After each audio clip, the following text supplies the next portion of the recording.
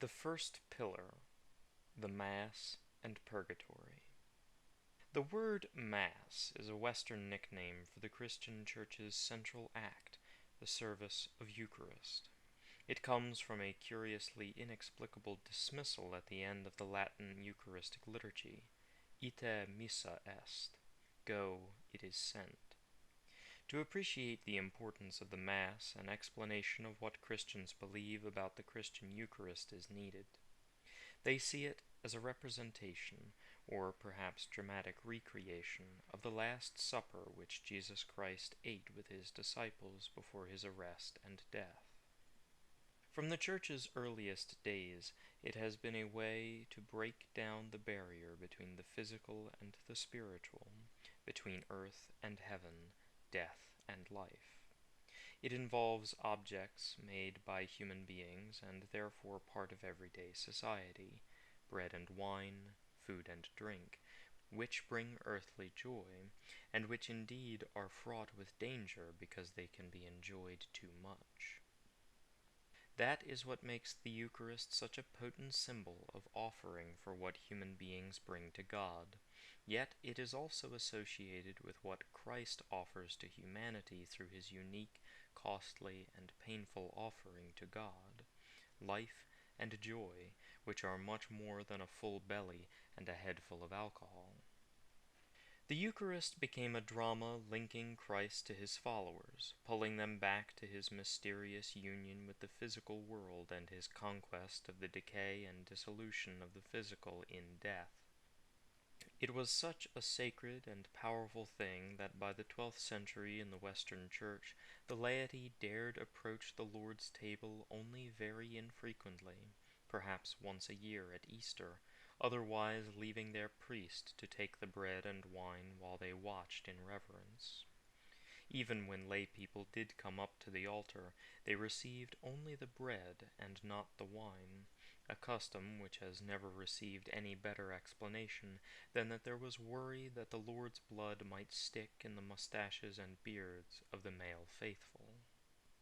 But the particular power of the Mass in the medieval West comes from its association with another idea peculiar to the Western Church. This most powerful form of public liturgical prayer may be concentrated and directed to steer individuals through the perils of death to God's bliss in the afterlife.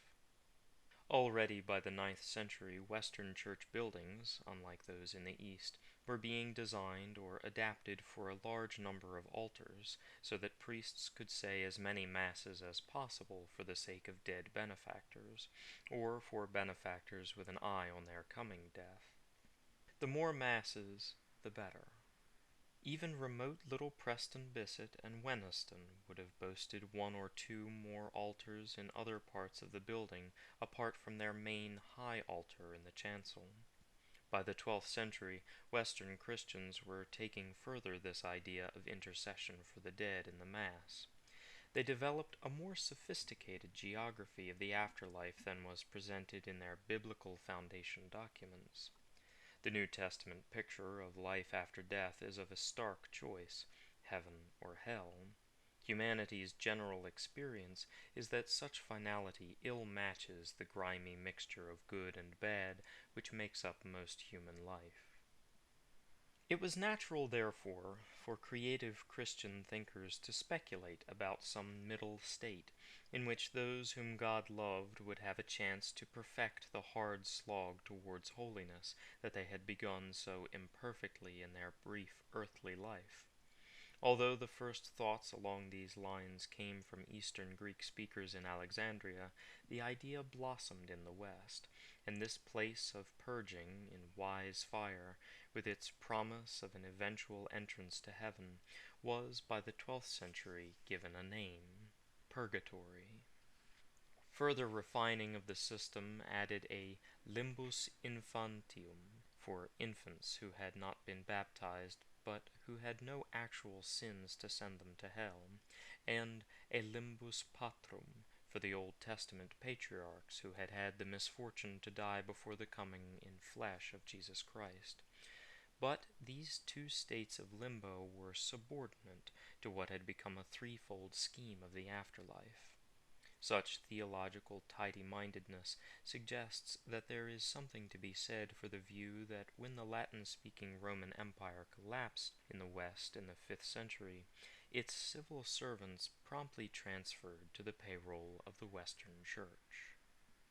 Latin is a precise language, ideal for bureaucrats. Moreover, bureaucrats appreciate numbers as well as neatness. Unlike heaven and hell, purgatory was a place with a time limit. Its swan song, when it would finally be emptied of the triumphantly cleansed, was to come at the last judgment. But meanwhile, it might also encompass individual time limits, appropriate to those who had various quantities of sins to purge.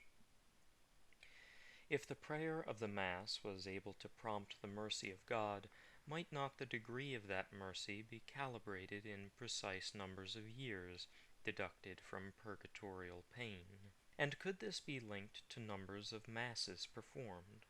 So the medieval West developed a legally founded and endowed institution intended to regularize the prayer of Masses in saving an individual, a family, or a group of associates. This was the chantry, an English word manufactured from cantaria, a place for singing, so called from the convention that all Masses are sung. Some chantry foundations might be temporary and modest, borrowing the services of one priest for a lump sum of money or time-limited wage, an obit. Others could employ a staff of priests who needed an elaborate permanent organization, and so formed an endowed association, in Latin collegium. Oxford, Cambridge, and some other medieval universities have preserved a number of deluxe chantry colleges through the Reformation upheavals, and expanded their teaching functions at the expense of their original primary purpose.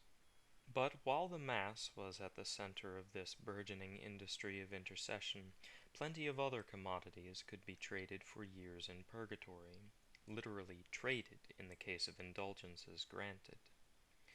Many theologians, particularly the nominalist philosophers who dominated northern European universities from the 14th century, cautioned that human virtues were no more than token commodities, which God in his mercy made a free decision to accept from an otherwise worthless humanity.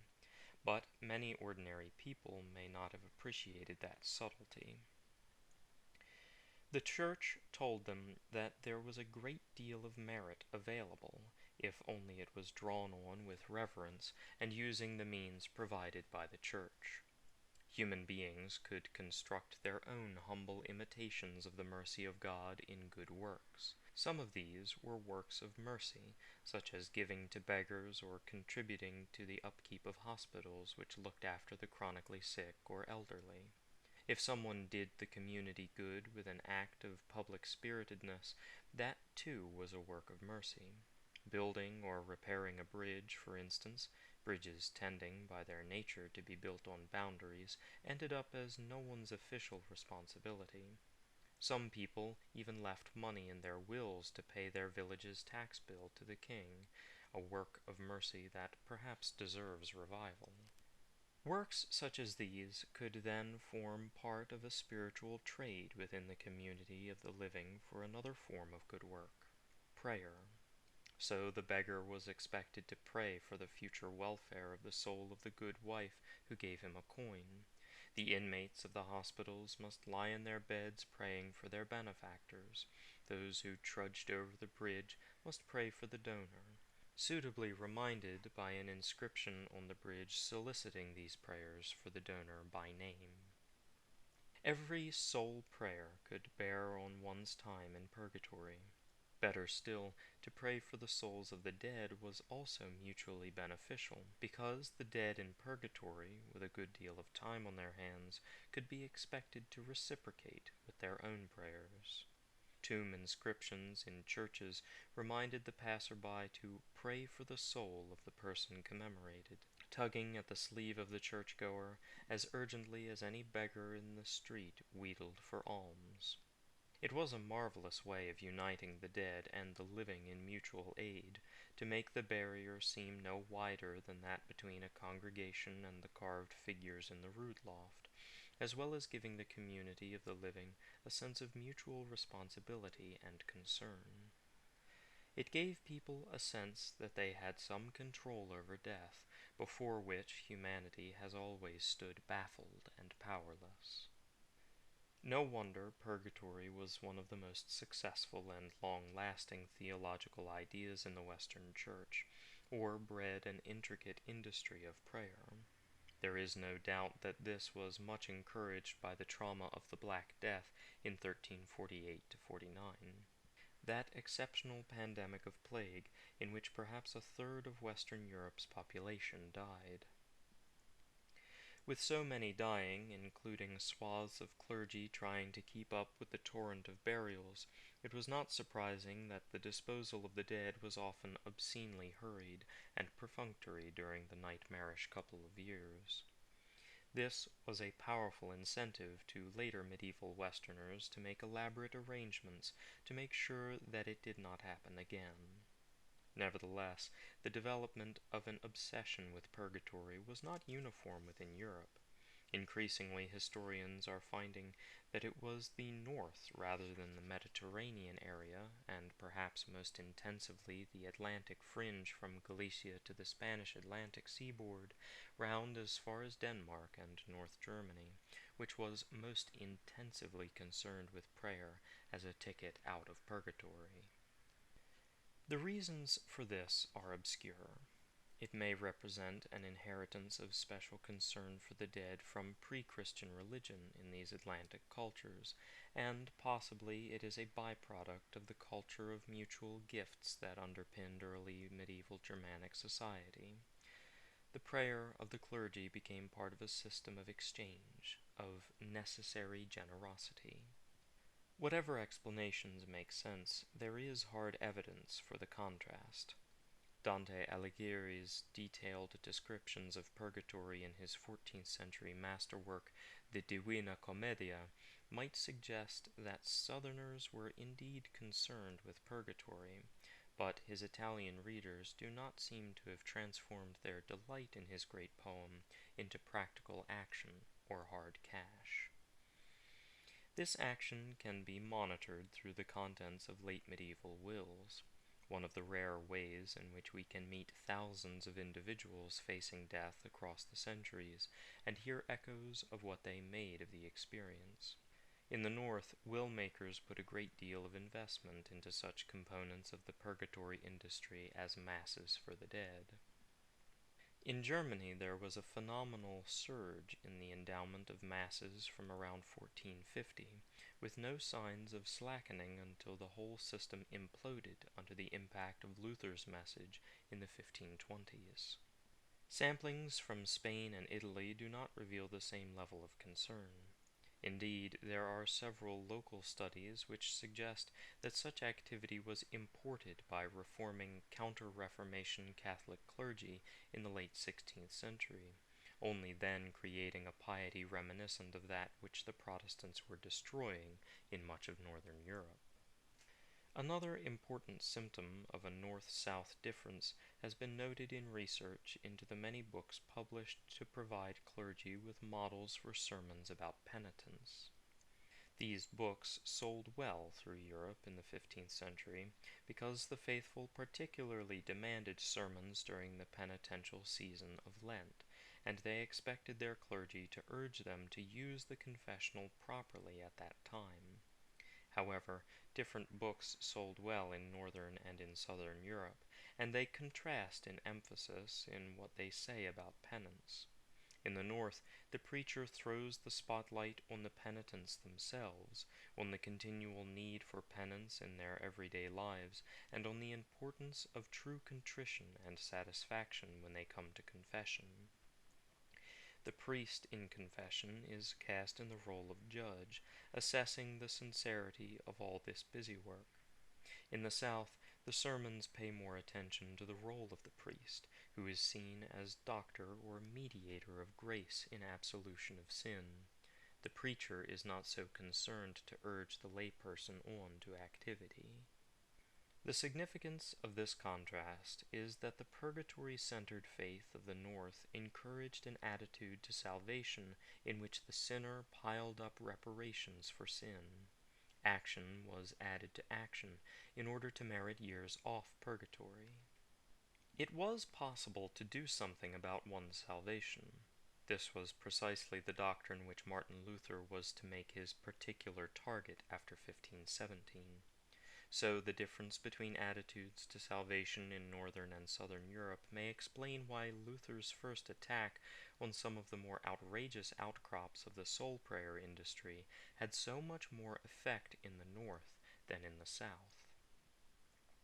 He was telling Northern Europeans that some of the devotions which most deeply satisfied them and convinced them that they were investing in an easier passage to salvation were nothing but clerical confidence tricks.